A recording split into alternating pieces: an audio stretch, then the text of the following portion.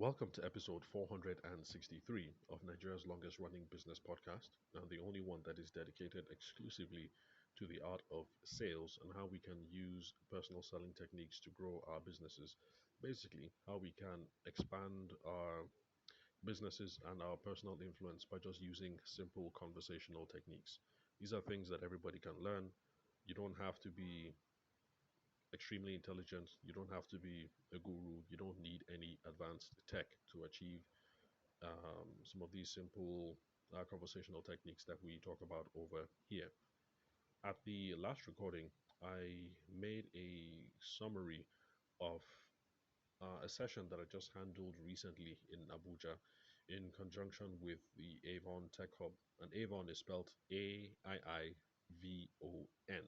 Again, that's Aivon. I'm not sure if I'm pronouncing the name correctly though. So if you head online, you'll get to see more about the Avon Business Hub or Tech Hub, and that will also give you a flavor of the kind of business associations or business support that we have over here in the entrepreneurial community in Abuja. But next, also, sorry, Avon also has branches or rather offices in Makudi, Benue State, and in Lagos as well. So just head online and you'll get to learn some more about the outfit. So on the 9th of September, which was last week, as at the time of this podcast dropping, I facilitated a business development session with them, and it was the Nest project business development session. Nest is Nest. It's also something you can Google again or check Avon out on their Instagram handle, and then you're going to get the details. Or you can just listen to yesterday's recording, and you'll get the full gist of what we discussed over with the cohort. Now, today's podcast recording is also slightly related, well, directly related to the Nest project business development session, because I'd like to take not just this episode, but a couple more episodes, maybe four or five, to address a couple of questions that we weren't able to get to. Because what was supposed to be a 1 hour session exploring what business development is and what stakeholder management is turned out to be a 2 hour session. And so I'm making these extra episodes just as support material for them, and also so that those of you who've been regular listeners over here on the podcast get to share in the goodness that could have happened if we were able to extend the session. So today's question that I'm going to look at, or rather one of the questions that one of the cohorts sent before the session started, was on what marketing channels would be best for the person to um, what marketing channels would be best for the person based on their own product or services. Now, this would have been the perfect question to address while the session was going on, because the question has one assumption, and the assumption being that the marketing channels that work best for you depend on your product or depend on your services. And yes, that is absolutely correct. Well, most of the time, that's correct anyway. Some people also like to say depending on your personality type and all that, but I don't like going into all those personal variables, because I believe that sales in marketing, success in sales and marketing don't have to be personality dependent. So yes, would have been nice to tackle this question live, where would have gotten some more details about this person's particular product or services, and then would have been very concrete instance about how you take principles that we discuss over here on the podcast related to sales and sometimes marketing and see how they apply. So, yes, like I mentioned, that person was correct that the best marketing channels or the most optimum marketing channels usually are product and industry specific. Now, in the traditional sales cycle, part of the traditional sales cycle is the prospecting, is your prospecting activities. And prospecting is the part of the sales cycle where we're trying to figure out where can I find interested people to talk to. So again, that is prospecting. Prospecting. And the whole focus of the prospecting stage is to figure out where can I find interested people to talk to.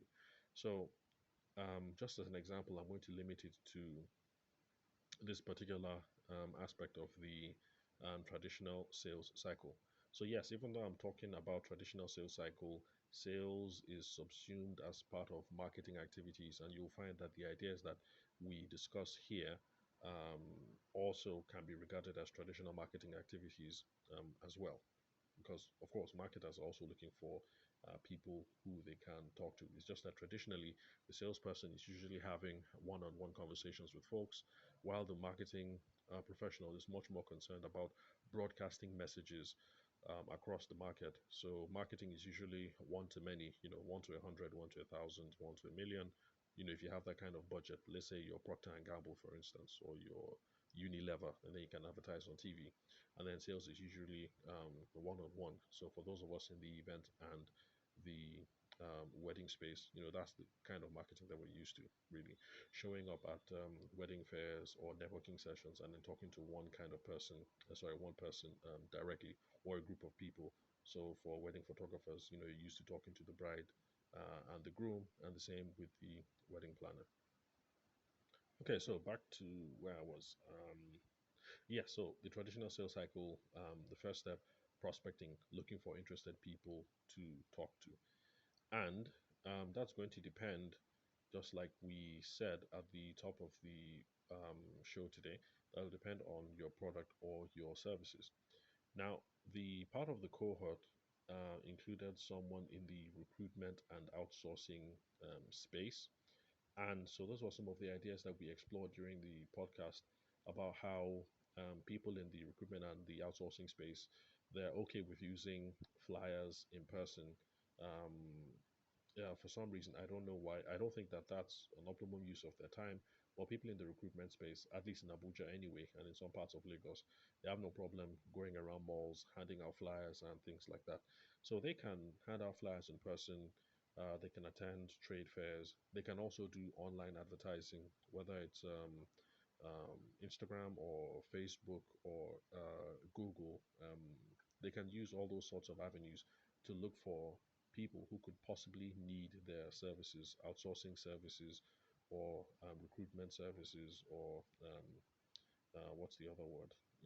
Logistics support and all that kind of jazz. So they can do flyers in person, they can do trade fairs, they can do online advertising, etc., etc. Now there was another person on the group who was in legal services, and unfortunately for legal people in legal services, they have to do much more traditional in-person avenues, and that's because lawyers are restricted from advertising. So they can't advertise in newspapers, they can't advertise on TV. Those are limitations that have been placed by the what's it called? In Nigeria, there's the NBA, the Nigerian Bar Association, which has an ethics committee, or is it a professional and ethics committee, or something like that? So those restrictions have been placed, and it's the same in the United Kingdom. I think it used to be the case in America, but people are finding workarounds to that. And the whole idea basically is that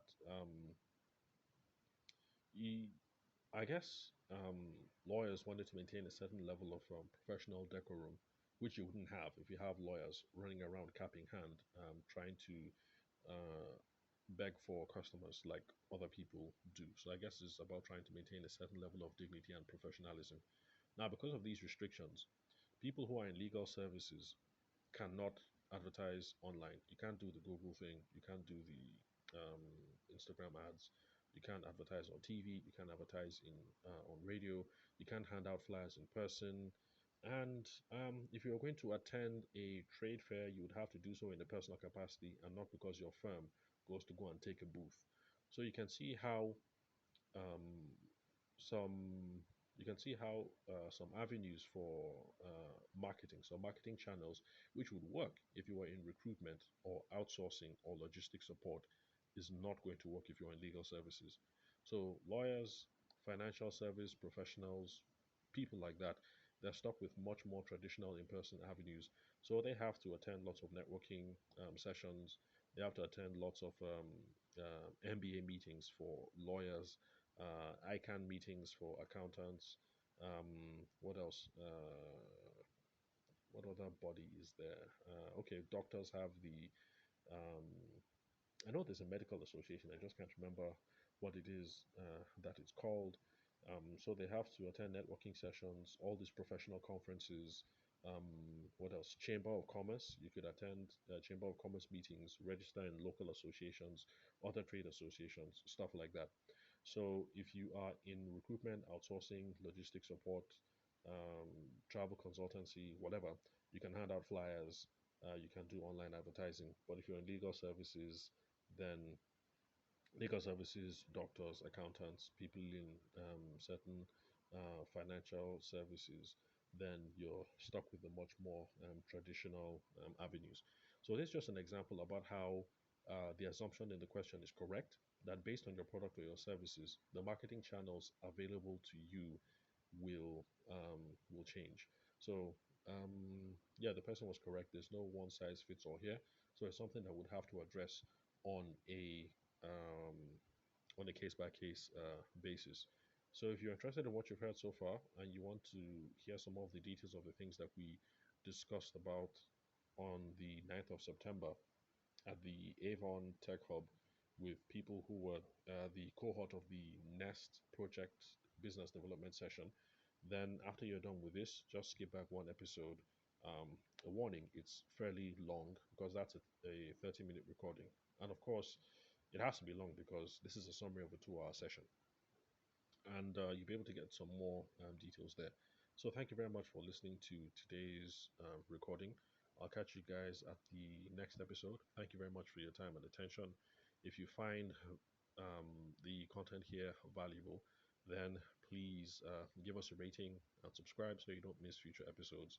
And then also share with your friends, family members, and associates, basically anyone who you think needs to hear this kind of information about how to best grow their business and their sphere of personal influence. So, thank you very much for listening. I'll catch you guys at the next recording.